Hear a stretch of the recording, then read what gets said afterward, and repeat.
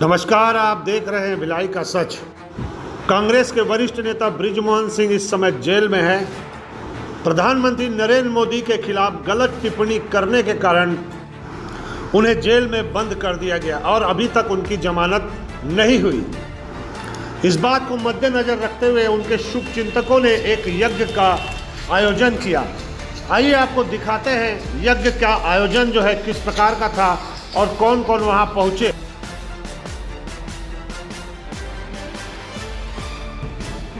हरे अम्मा ओम गणानां त्वा गणपतिगुं गवामहे प्रियाणां त्वा प्रियवतिगुं गवामहे निधीनां त्वा निधीवतिगुं गवामहे वसु ममाहं जानिगर्भतमा तव जातिगर्भतम्मा ओम गणपते नमः स्वाहा ओम गणपते नमः स्वाहा।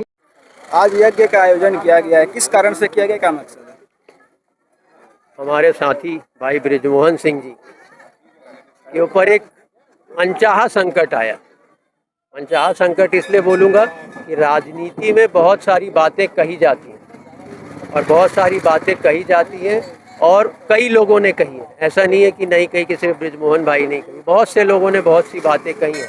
लेकिन जिस तरह से बृजमोहन सिंह जी के पीछे पड़ के उनके खिलाफ एक गलत तरीके से कंप्लेन करके उनके ऊपर जो संकट आया, आज जो वो जेल में है, तो हमारे सभी साथी, जितने साथी यहाँ खड़े हैं, वो सभी भगवान शंकर जी के सावन के पवित्र महीने में ईश्वर से प्रार्थना कर रहे हैं कि कंप्लेन करने वालों को भी सद्बुद्धि दे और हमारे जो भाई बृजमोहन सिंह जी हैं उनके ऊपर जो एक अभी समय ऐसा है, संकट बोल सकते हैं, जो हम भगवान के चरणों में यही प्रार्थना कर रहे हैं। क्योंकि बृजमोहन सिंह जी का एक ऐसा व्यक्तित्व कि मैं अपने पिताजी के साथ सालों से देख रहा हूँ कि वो राजनीति के माध्यम से लोगों के प्रॉब्लम निवारण करने के लिए हमेशा आगे रहते थे।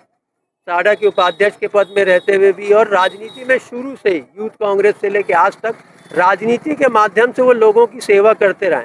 चाहे 2 बजे भी उनको कोई बोले, फ़ोन करे, तो वो जनता के लिए उपलब्ध हो जाते थे कि हम सभी साथियों के संकट में भी हमेशा खड़े रहें।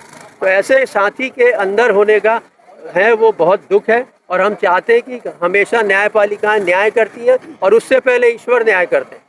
तो मैं ईश्वर से, हम लोग सभी ये प्रार्थना करते हैं कि उनको जल्द से जल्द उनकी जमानत हो, वो बाहर आए, उनके ऊपर के केस ख़त्म हो और वो जिस तरह से क्या बोलते हैं वो जो लोगों की सेवा करते रहें, वो आगे भी लोगों की सेवा करते रहें और उनके परिवार को जो संकट के समय में हम सब उनके साथ हैं। हम परिवार के लिए भी प्रार्थना करते हैं, ब्रिज भाई के लिए भी प्रार्थना करते हैं कि वो इस संकट से जल्द बाहर आके, हम इसीलिए जो है आज ये रुद्राभिषेक था संकट निवारण के लिए, जो हम सब साथियों ने किया है। शुभचिंतक मित्रगण आप देख रहे हैं, लिखा हुआ है सामने, और ये वाकई में सब उनके शुभचिंतक है। आज इनकी पीड़ा आज से नहीं है, 3 महीने से ये पीड़ित है। तो और ये सावन का महीना है, तो हमने जो पहले ही, हमको लगता है कि पहले ही हमको क्या बोलते हैं ईश्वर के शरण में आ जाना चाहिए था, लेकिन आज हम ईश्वर के शरण में आए हैं और ईश्वर से प्रार्थना करते हैं कि ब्रिज भैया का संकट जल्द से जल्द। हम सोशल मीडिया अगर खोलते हैं तो ऐसे कई तत्व देखने को मिलते हैं, लेकिन कार्रवाई केवल ऐसे लोगों पे क्यों होती जो कांग्रेस से जुड़ा हो या फिर किसी अलग दल से जुड़ा हो? सर, ये प्रश्न का जवाब तो आप मीडिया जगत से आपको खुद पता होना चाहिए कि इस समय पूरे देश में जिस तरह की बातें चल रही हैं, कि टारगेट कर करके क्या बोलते हैं काम होते हैं, उसी टारगेट के कारण ये सब काम हो रहे हैं। लेकिन हम बोलते हैं ना, मुद्दई लाख बुरा चाहे तो क्या होता है, होता वही है जो मंजूर खुदा होता है। ठीक है, जीवन में अप्स एंड डाउन चलते हैं। ब्रिज भैया के समय का भी एक ऐसा समय आया है। हम ईश्वर से प्रार्थना करते हैं कि ये जल्द से जल्द ये समय उनका कट जाए। भगवान शिव के चरणों में ये प्रार्थना है कि जल्द से जल्द उनको न्याय मिले और वो बाहर आएँ और हम सब के साथ समाज की सेवा करें। आज कार्यक्रम में शामिल हुए हैं उनको जेल से छुड़ाने के लिए, क्या लगता है कि इस कार्यक्रम करने के बाद उन्हें न्याय मिलेगा कि नहीं मिलेगा? देखिए, भोलेनाथ तो जगत के नाथ हैं और निश्चित तौर पे ईश्वर के दरबार में हमेशा न्याय मिलता है और सत्य की विजय होती है। सत्य परेशान हो सकता है, पराजित नहीं हो सकता। और निश्चित तौर पे सावन का महीना है, महादेवी की पूजा अर्चना चल रही है, निश्चित तौर पे जो न्याय मिलना है न्याय मिल के रहेगा। देखा जाता है सोशल मीडिया अगर खोलेंगे तो काफ़ी सारे ऐसे गतिविधि देखने को मिलते हैं, लेकिन उन पर कार्रवाई नहीं होती। कार्रवाई हमेशा कांग्रेसियों या फिर कोई दूसरे दल पर ही क्यों होती है? बिल्कुल आप सही बात बोल रहे हैं। वर्तमान में ये सबको दिखता है, महसूस करने लगे लोग कि भारत में 2 रास्ते अपनाए जा रहे हैं।